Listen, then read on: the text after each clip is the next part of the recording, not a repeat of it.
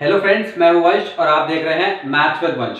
आज हम करेंगे chapter number 6 that is triangles की एक्सरसाइज 6.3 का क्वेश्चन नंबर 15। तो देखो क्वेश्चन नंबर 15 में हमें क्या गिवन है। A vertical pole of length 6 metre cast a shadow 4 metre long on the ground. एक वर्टिकल पोल है जिसे मैंने माना है ए बी, जिसकी हाइट है 6 मीटर या फिर आप कह सकते हैं लेंथ है 6 मीटर और वो शेडो क्रिएट कर रहा है ग्राउंड पे, जिसकी शेडो की जो लेंथ है वो है 4 मीटर। शेडो को मैंने माना है BC। And at the same time, उसी सेम टाइम पे, ये सेम टाइम इस क्वेश्चन के लिए बहुत इंपॉर्टेंट वर्ड है। And at the same time a tower cast a shadow 28 metre long. उसी सेम टाइम पे एक टॉवर है जिसको मैंने माना है PQ, एक शेडो कास्ट कर रहा है वो, जिसकी लेंथ है 28 मीटर लॉन्ग। शेडो मैंने मानी है QR। Find the height of the tower. अब वो कह रहे हैं कि टॉवर की हाइट निकालो, जिसे मैंने माना है X। क्वेश्चन समझ में आ गया। हमें एक पोल की हाइट गिवन है और वो जो शेडो क्रिएट कर रहा है वो भी लेंथ हमें गिवन है। तो ये कह रहे हैं कि टॉवर की हाइट निकालो जो शेडो क्रिएट कर रहा है 28 मीटर लॉन्ग। क्वेश्चन समझ में आया। अब स्टार्ट करते हैं क्वेश्चन सॉल्व कैसे करेंगे। अब देखो क्वेश्चन कैसे सॉल्व करेंगे। हमने पहले लिख लिया let A B is equals to height of the pole, BC is equals to shadow of the pole, PQ is equals to height of the tower जिसे हमने माना X, और QR is equals to shadow of the tower. ठीक है, QR है हमारी shadow of the tower. अब देखो क्वेश्चन सॉल्व कैसे करेंगे। हमें हाइट ऑफ द टॉवर निकालनी है ना, तो देखो कैसे निकालेंगे।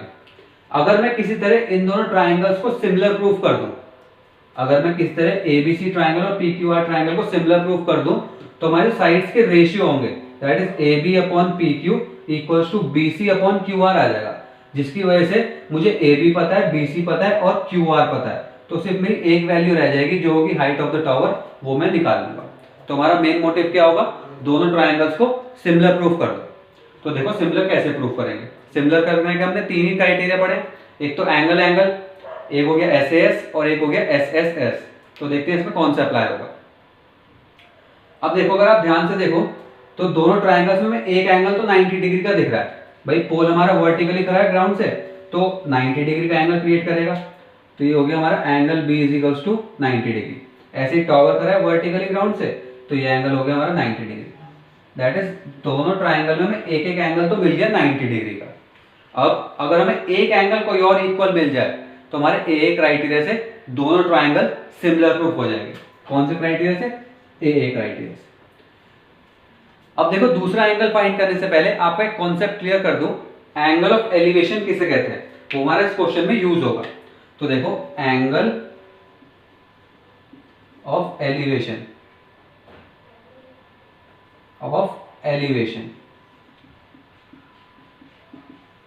ठीक है। एंगल ऑफ एलिवेशन पढ़ा था मैं chapter number 9 that is applications of trigonometry. तो एक बार सुनो एंगल ऑफ एलिवेशन किसे कहते हैं, या फिर आप कह सकते हैं एंगुलर एलिवेशन। तो देखो अगर एक पॉइंट ऑफ व्यू है हमारा, जिस पॉइंट से हम देख रहे हैं या फिर जिस पॉइंट से मेजर कर रहे हैं, तो इस पॉइंट से एक स्ट्रेट हॉरिजॉन्टल लाइन खींचो।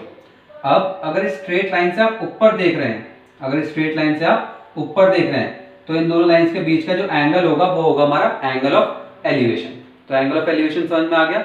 अब देखो इस क्वेश्चन में एक वर्ड गिवन था सेम टाइम, जो मैंने कहा था बहुत यूजफुल है। सेम टाइम का मतलब क्या हुआ, इसमें कैसे यूज होगा वो देखो। जो शेडो क्रिएट हो रही होगी वो हमारी सन क्रिएट कर रहा होगा, तो एक सन बनाते हैं, ये हमने बनाया सन। अब सेम टाइम का मतलब जिस पोजीशन पे सन यहाँ पे है उसी पोजीशन पे यहाँ पे होगा, क्योंकि सेम टाइम पे दोनों शेडो क्रिएट हो रही थी, पोल के लिए भी और टॉवर के लिए भी। तो सेम टाइम वर्ड इसलिए दे रखा था कि जो सन की पोजीशन है वो सेम है, दैट इज चेंज नहीं हुई है।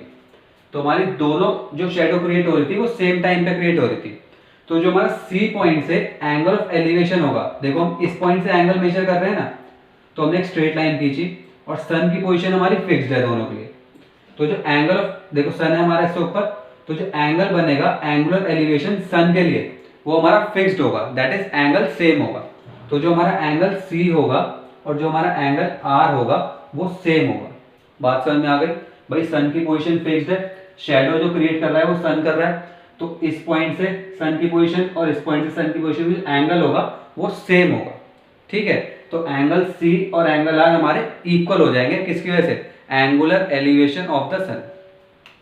तो ये हमारा जो एंगल सी होगा इक्वल हो जाएगा एंगल आर के। रीजन हमने दे दिया angular elevation of the sun is same. तो देखो बस अब तो बहुत इजीली हो गया, हमें दो एंगल्स मिल गए, रीजन भी मिल गए दोनों एंगल्स के, बस एक क्राइटेरिया से दोनों एंगल सिमिलर हो गए, जिसकी वजह से हमारी टॉवर की हाइट आ जाएगी। अब देखो कैसे सॉल्व करेंगे। In triangle ABC and triangle PQR angle B is equals to angle Q 90 degree each. Reason क्या है, दोनों 90 डिग्री हैं। और angle C is equals to angle R, क्या लिखोगे रीजन, रीजन लिखेंगे angular elevation of sun is same, कि जो एंगुलर एलिवेशन है सन का वो सेम है, that is angle of elevation जो सन का है, क्योंकि सन की पोजीशन चेंज नहीं हुई इसलिए सेम है। तो ये हो गया हमारा रीजन। अब ए क्राइटेरिया से दोनों ट्राइंगल सिमिलर हो गए, तो आप क्या लिख दोगे, triangle ABC is similar to triangle PQR by AA criteria.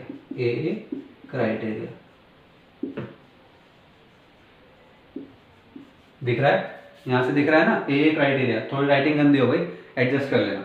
तो angle ABC is similar to triangle PQR by AA criteria. जब ये लोग सिमिलर हैं तो इनकी कॉरस्पॉन्डिंग साइड्स के रेशियो सेम होंगे। तो देखो लिख लो, हमें कौन साइड चाहिए, AB और PQ।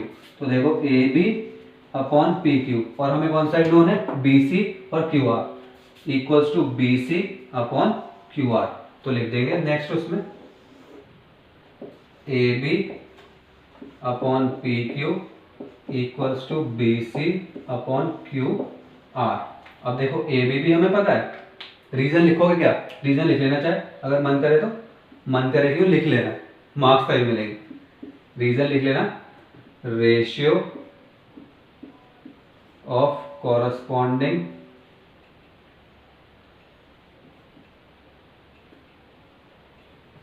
नेक्स्ट लाइन लिखता हूं, यहां पे आएगा नहीं, रेशियो ऑफ, एक तो एडजस्टमेंट करना पड़ रहा है थोड़ा सा, रेशियो ऑफ कॉरस्पॉन्डिंग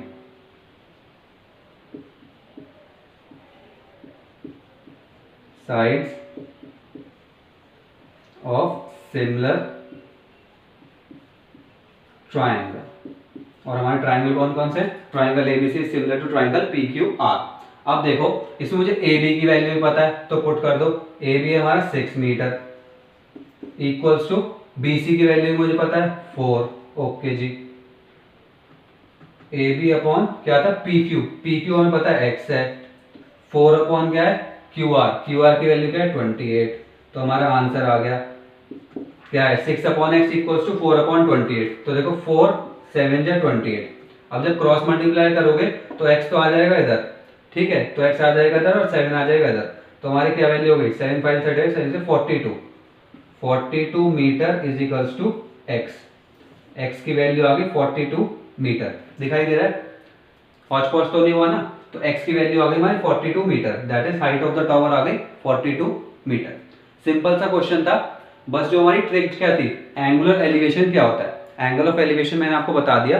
तो सन की पोजीशन फिक्स थी, इसलिए जो हम 2 पॉइंट कंसीडर कर रहे थे, तो जो हॉरिजॉन्टल लाइन, ग्राउंड तो सेम लेवल पे होगा ना, तो उससे जो सन का जो एंगल बन रहा था वो दोनों के लिए सेम बन रहा था, इसलिए angle C equals to angle R। तो ये हो गया हमारा क्वेश्चन नंबर 15 कंप्लीट। अगर वीडियो पसंद आए तो लाइक करना, शेयर करना, और ट्राइंगल चैप्टर में से अगर क्वेश्चन नंबर 15 में से कोई भी प्रॉब्लम हो तो कमेंट बॉक्स में पूछ लेना। नेक्स्ट वीडियो मिलते हैं।